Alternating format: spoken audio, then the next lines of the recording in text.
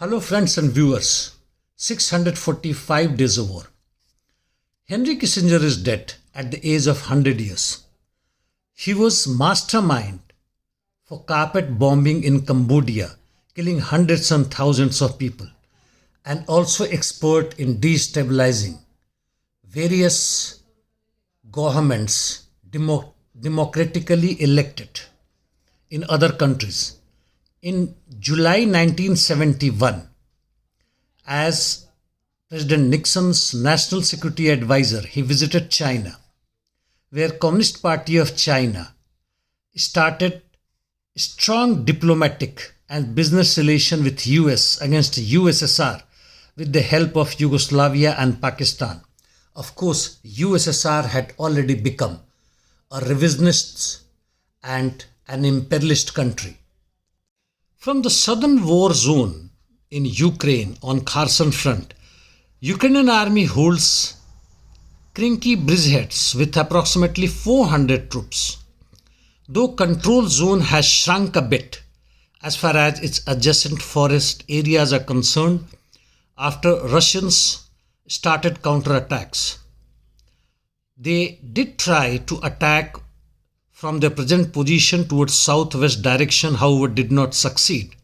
Ukrainian artillery across the river, Dnieper River, is continuous and heavy against the Russian positions and hindering them for a direct confrontation and forward movement against Ukrainians' bridgeheads.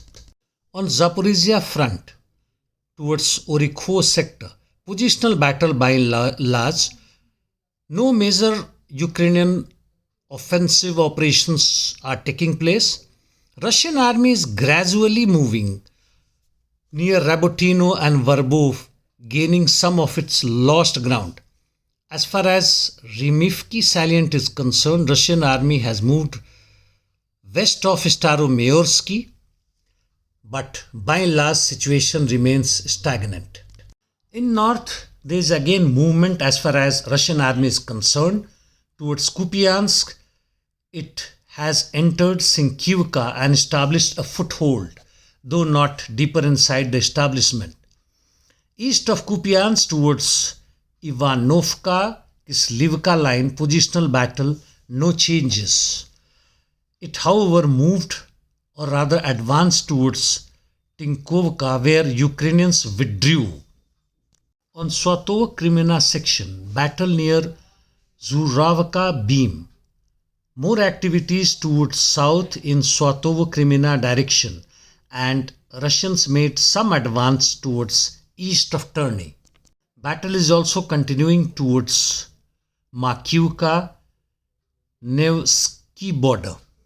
Because of the advance of Russian army all along Kupiansk-Swatovo-Krimina line, the Ukrainians are strengthening their defense along Petropavlovka, Podol as second line of defense. Coming to east now, as per ISW, on Avdiivka front, Russian army is advancing all around and inside Avdiivka. It has expanded its control zone from industrial area towards northern side. Also, it continues offensive towards coke plant, railway settlement, Stepov, Severne and west of Krasnohorivka. Russian army also advancing on the flanks, southern flanks, towards Klishivka and in north towards Khromovo reservoir.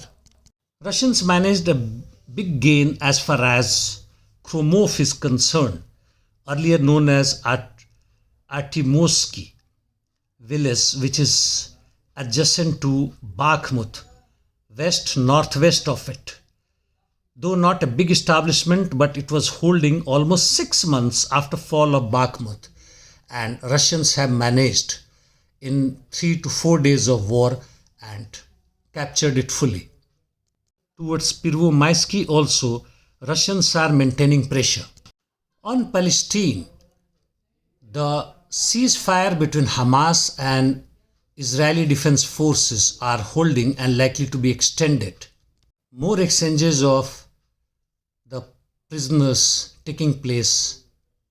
As per some videos in social media, the residents of Khan Yunis city are returning back to their homes despite large-scale destruction.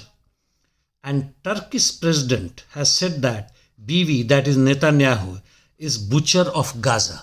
In an important event, UN Assembly called Israel to withdraw from all occupied territories, including Syrian Golan Heights, and to return to borders that existed on 4th June 1967. Resolution was voted in favor by 91 countries against 8 and abstained by 91 countries. These abstainees are really wonderful guys here. Anyway, nonetheless, this is an important event. Whether its effect will be there on Israel or not, that we know for sure. But as far as global citizens and global proletarian class is concerned, it makes difference. Thank you, friends.